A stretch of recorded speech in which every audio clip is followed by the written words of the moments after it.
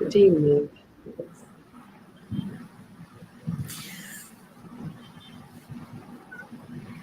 A very good evening, ladies and gentlemen. Welcome back to a live session of GETI Talk.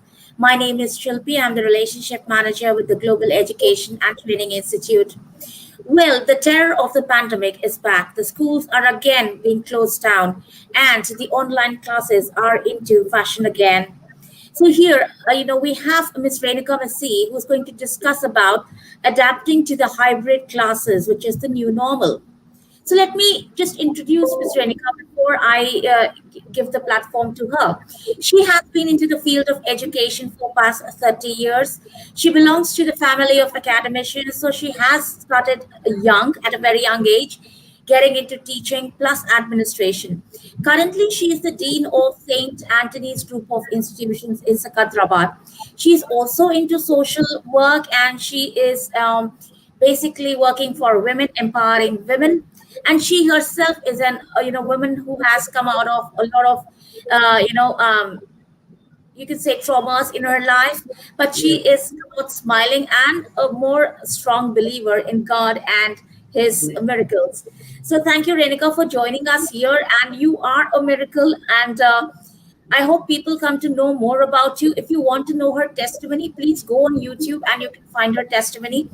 She has almost defeated death and she is here, and she has achieved a lot in life, but that you can know about her more on the YouTube. Here, of course, she's going Yes. to talk about adapting to the hybrid classes, the new normal. So Renka, it's over to you, and do let me know when I have to play the video. Thank you. Thank you very much, Shilpi. It is nice connecting with you. A very good evening to all the parents here, to all the children, to the teachers, to the school managements, grandparents. Well, I would say hats off to everybody, not just the teachers, not just the parents, but hats off to everybody. You have come out of 2020, you come out of 12 months victorious. And that is a big achievement. You can write it down in your life, as in your life book, as the biggest achievement of your life, that you have succeeded in getting a victory out of 2020. Well, so what are the takeaways from the pandemic? There's so much being spoken about the pandemic and COVID, and everywhere we hear about people just saying that what's good, what good happened. So let's just have a look at a few of the good things that happened. A lot of family time, a lot of pressure. That's not good. A lot of pressure for the mothers or the caretakers of the house, a lot of me time for individuals who were workaholics and who travel long distances to reach their place of work, a lot of me time because they saved on the time of travel, right? A lot of spiritual awakening, a lot of hobbies. These are all the good things that happened. Another good thing that happened was in the field of education. It was a year of education experiments of different kinds. We've all heard about distance education. I remember as a student in the 1980s, I was in Delhi, and distance education was a brilliant tutorials, and the packets used to come up, all the booklets and all that. Distance education has happened even, where the books are sent and then you study. Then you may have contact classes where once in a way, that particular university comes down and conducts your, classes. But this kind of distance education that happened in the year 2020 beats it all. See the different kind of experiments that were done. You had Zoom classes, you had Google classes, you had so many apps that came up. So many different ways that teachers and schools you know, kind of innovated to reach to every learner, keeping in mind the multiple intelligences, the multiple types of learners that are there in today's world. So every child had to be taken care of. You couldn't have just thought of just, like a lecture method and move out. No. So hats off to all those innovators, students, teachers, schools, people in the technical field. And most of all was the family bonding, where the parent and children had time only on weekends, but now they had every night or every evening. So that is something that was kind of lacking in our society. Our society, our nuclear families were growing apart, but the pandemic brought them all together. And everybody went into a kind of a bubble, where my house, me, my children, I would not allow anyone to step into my house unless I was sure that they are safe. And then suddenly came the news that schools are going to reopen. Shilpi, would you please play the video?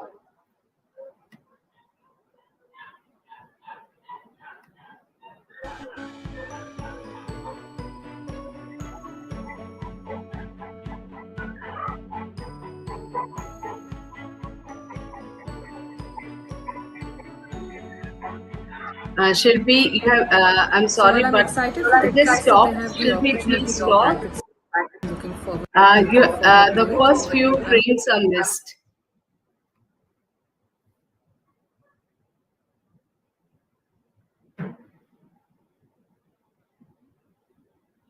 Yes, thank you.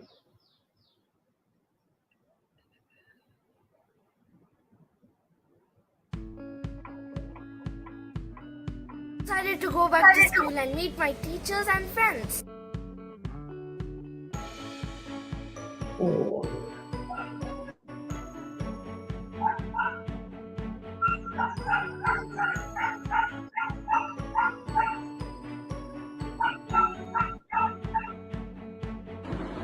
So while I'm excited for the kids that they have the opportunity to be back at school, I'm sure they've been looking forward to it. I'm also at the same time a little concerned about the health and safety of the entire family. We all have formed our own bubbles over the last year, and to suddenly now have that being exposed is definitely a cause of concern.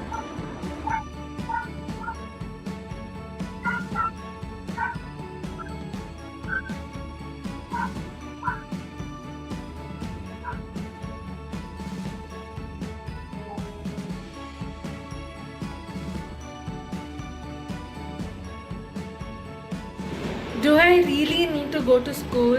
Can't I just stay home? No. Oh no! Best part of lockdown was having my grandchildren at home.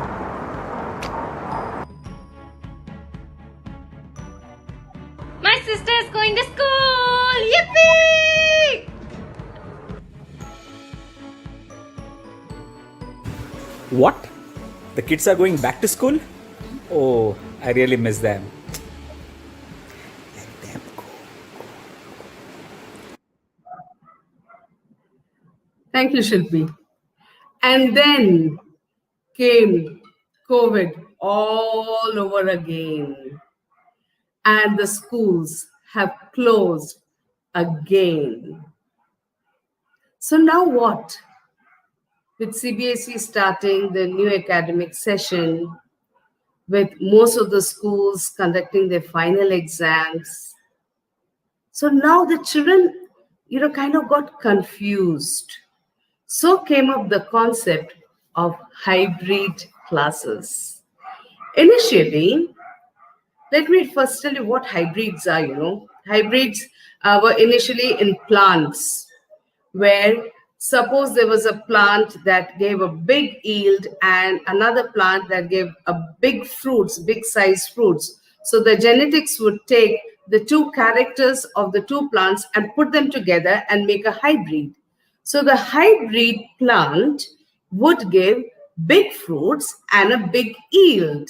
So all the characteristics of that particular plant are such that are man-made.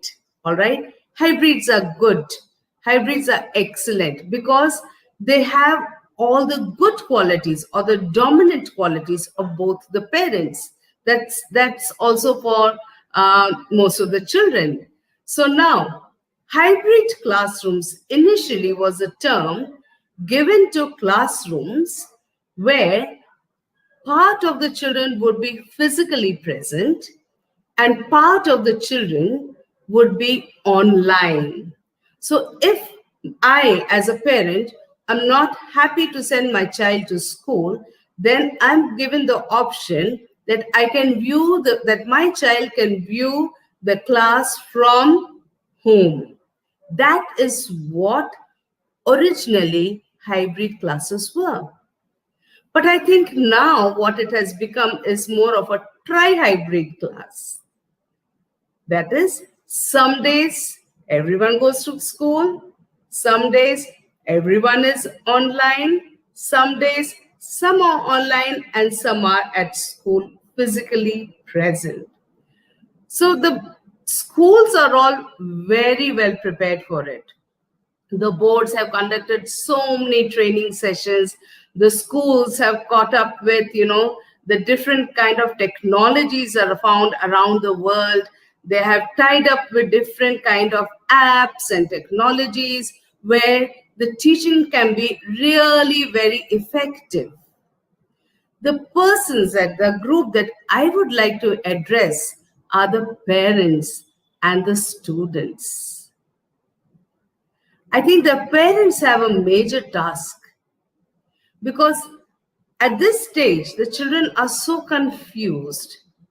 And during the lockdown, they have got used to looking at the parents for counsel, looking at the parents, to answer their queries, which they would otherwise have done in school, to the school counselor or the teacher. So parents, it is very essential that you prepare your children for this coming academic year for tri-hybrid and hybrid classes. You first need to get your kids organized. It will definitely be harder given the fact that the children have got so used to a lazy life, have got so used to relaxing, have got so used to only set timings when they have to be on their best behavior. But what you need to do is add structure to their life. And believe me, kids do extremely well when there is structure in their life. And when you involve them in, getting that structure in place for them. Reflect on last year. Don't just sit them down and talk to them. Okay, now come on, tell me what is good, what is bad, blah, blah. No. Do it creatively. Ask them if your child is a child who expresses through drawing, through art. Ask the child to draw last year on an A4 paper. If your child is a good speaker or if your child reads well, ask your child to write a small essay on last year. Guide your child through it. Make it a creative task. Make it an interesting task. And then sit with the child and discuss on how you can make the coming year better. Another thing that the children have, missed last year, like one of the people who said on the group, Amrita Samuel, everyone is in their bubbles. They have missed a social life. Now, as a parent, I would be worried. I would not send my child out for combined studies at this stage. So set up play dates, set up study time together virtually. Set up watching a movie together virtually. You can use Netflix for that. Set up opportunities for the children to interact socially but virtually, and slowly develop it to social learning opportunities virtually. So when the children start the new academic year, ensure that they have a buddy with whom they can sit and do their homework or discuss what was taught in class. Some of the apps have that opportunity. If the school that your child is in does not have that opportunity, then you need to create it for the child. When the lockdown was enforced last year, and suddenly you had to create place for the children,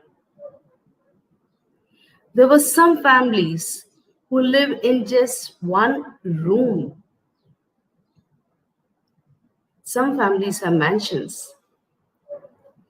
I know that during the morning assembly time, very often you would see the fathers, running, trying to, hide somewhere out of the camera view, wearing their shirts, getting dressed, mothers getting dressed, grandmothers walking, babies screaming.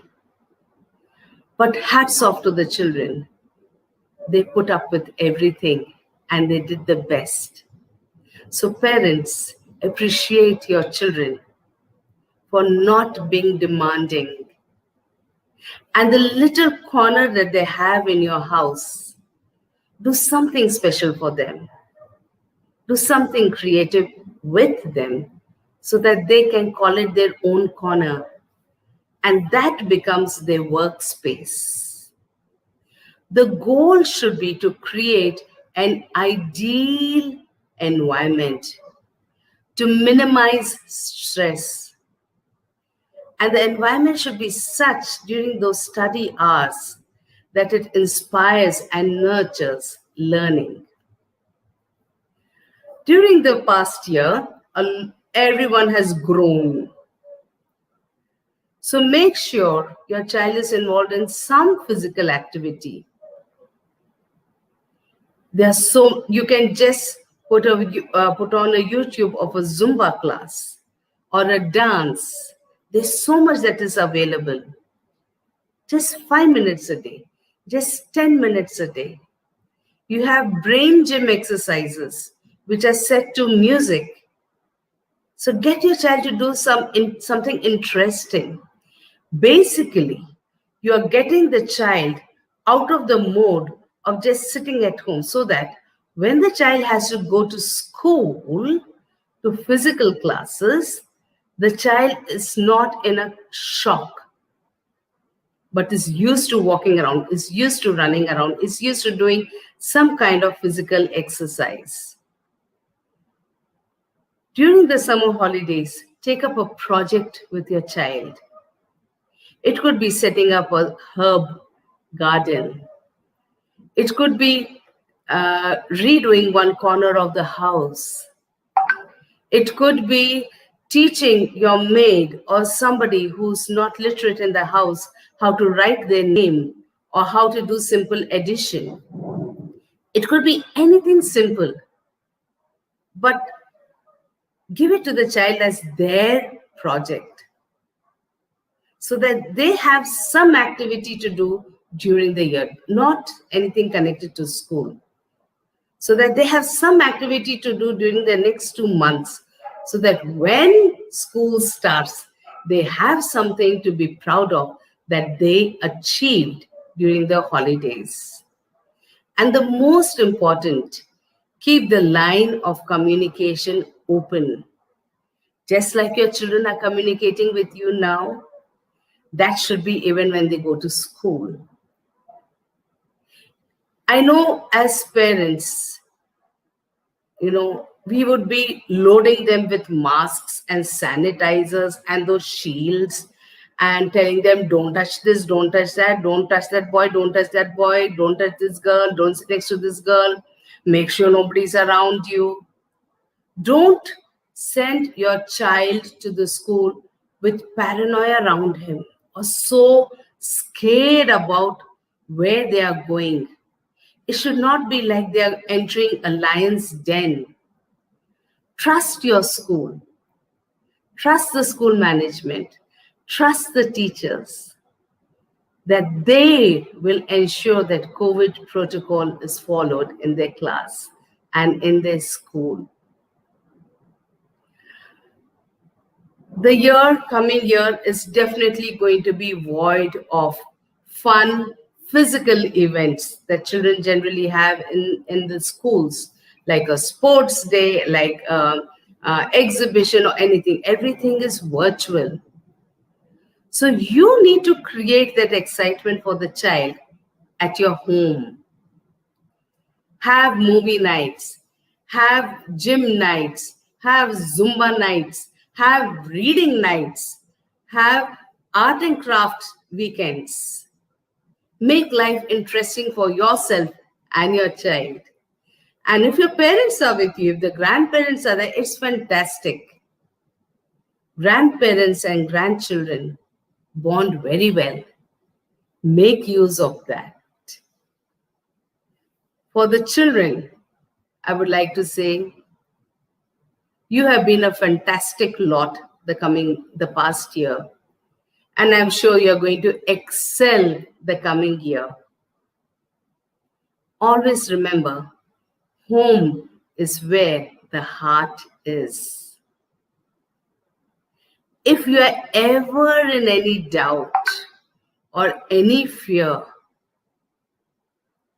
talk to your parents. Don't hide anything from your parents. Tell your parents. They are your buddies for life. Nobody else can be as close to you as your parents. Nobody else can wish well for you as much as your parents do. Even when you grow old and you're 40 or 50 years old, the people that you can turn to are your parents when there's a crisis in your life. So just listen to your parents. Respect them. Honor them. Respect your grandparents. You are lucky if you have your grandparents around you. Teachers, when you come online, don't just rattle off and teach. If there is a child that seems to be a little off color, reach out to the child. Send a private message to the child and check if all is well with the child. Connect with the parents. You are the force that keeps the children alive and full of life. And they are missing you. The only way you can reach them is online. When they come to you, when they come to the physical class, they need that security that they get at home. And you are the ones who give it to them. So you need to keep assuring the child that they are safe. You need to keep assuring the child that they are doing well. Much that 2020 was such a big challenge for all of us, it looks like 2021 is going to be a challenge too. And parents, grandparents, teachers, please do not forget the spiritual aspect of our life. Take time every day to get the child to pray to God, to thank God for all that the child has. Teach the child gratitude. Teach the child thankfulness. And teach the child that everything is not lost in life if they get a low grade. There is always a second chance. Let the child try the second time with God and you parents and you teachers as a wind beneath their wings, and the child will do extremely, extremely well. So even as once again, we are at a state where it's all online classes. Many schools have already declared that the whole year 21-22 is going to be online. Some schools haven't yet decided. Parents are anxious. Parents want the children to go. Some parents want to hold the child and keep them. All we can do is pray that life would come back to normal and accept the new normal. Change is always good, parents. Change is always good, teachers. Change is always good, children. Accept change. Accept the change in the system of education. Believe me, nothing happens in this world without a purpose. Behind every dark cloud, there is a silver lining. Look for the silver lining. That's all I would have to say.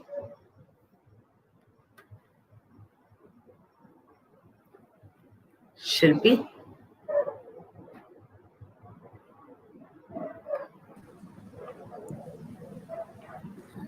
Yes, ma'am. So, silver lining, yes, it's very important that we have to see the hope behind every situation. So, if it is going to be again an online class 21-22, then do you think won't this become very mundane even for the children? Already they are distracted after Yes. 6 months of online Yes. classes. Mundane in the sense, the medium of instruction. But if you look at the online classes that are going on nowadays, all right, in June 2020, it was just in most of the schools, it was just a teacher delivering a lecture online. Okay. Yeah. But now in 21-22, things have changed. All right. The teacher, even later on, it's actually from about July, August. Teachers have started using videos. Teachers have started assigning tasks to the children. And though it is all virtual, it has become fun. I only worry about the children from the lower income strata of society who cannot access internet, who cannot access Zoom classes or online classes. I am worried about those children. Definitely education has come to a standstill for those children. But for the middle class and upper middle class, it is more fun for the children now. Children are creating projects. Children have learned so much. Teachers have learned so much, and it is interactive. So it has become a kind of life. I think when they go for physical classes, other than meeting the excitement of meeting their friends, they will miss the screen for sure.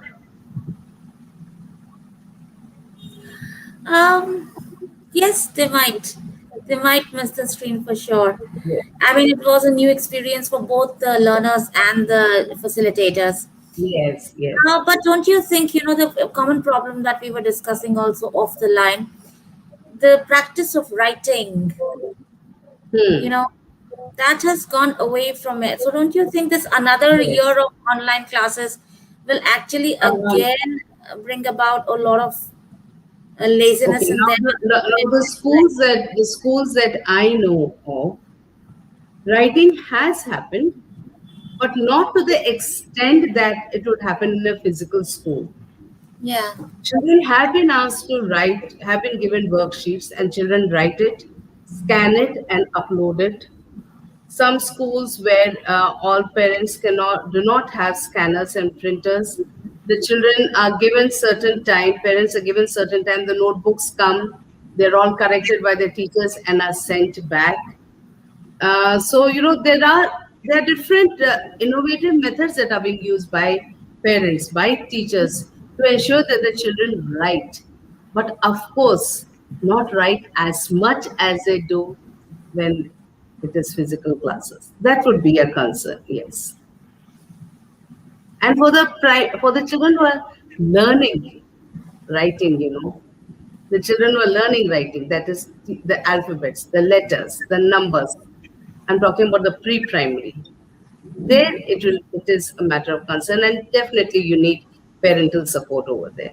Like a teacher can show a video, you can give the worksheets, but to hold the child's hand and do it, that is something that will be missed. Yes, I mean, that is what I was actually referring to, the children who Yeah. actually need practice for writing. Yeah. Thank you so much, ma'am. Thank you for taking your time and being with us and talking so nicely about it, and also giving us the information that this year is also going to be an online thing once again. But hope to I didn't see. say it's going. No, Shilpi, I didn't say it's going to be. I said it looks like it will be. Yeah, I mean, yes, it Yeah, looks like.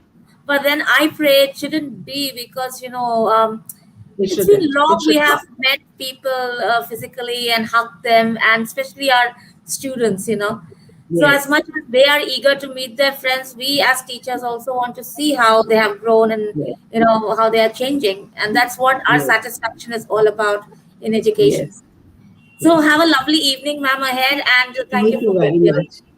Thank you. Thank you, Shilpi.